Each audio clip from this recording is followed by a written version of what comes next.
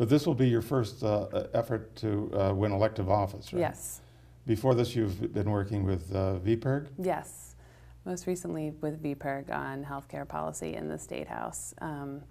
And, you know, it's a question I get a lot about elected office. And I think that for the general public, you know, I was a surprise entry into the race.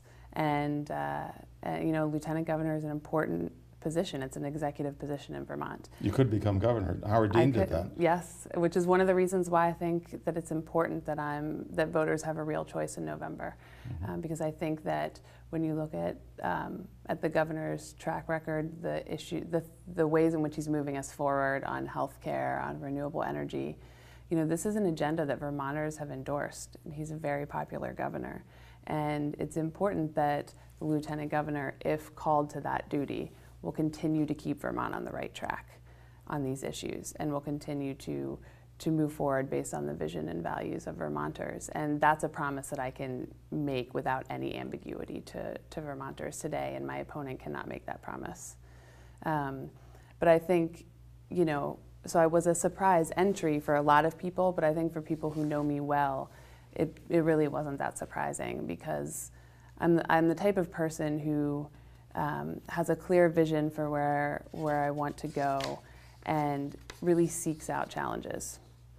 And you know, I had been thinking about running for office for a while, because I've spent so much time on the ground doing the research, you know, seeing policy through the nuts and bolts, from identifying the problem, you know, doing the research, writing the policy, lobbying in the State House, testifying before committee, you know, making sure the bill passes, and then overseeing the implementation of it. That I really have a wide breadth of experience in terms of actually how policy making works, both in the State House and on the ground. And I didn't want to be on the sidelines anymore. When I look at an issue like healthcare, the decisions that we have to make in 2013 and 2014, I mean, these are the points in time where every other comprehensive reform effort has fallen short, either at the state level or the national level.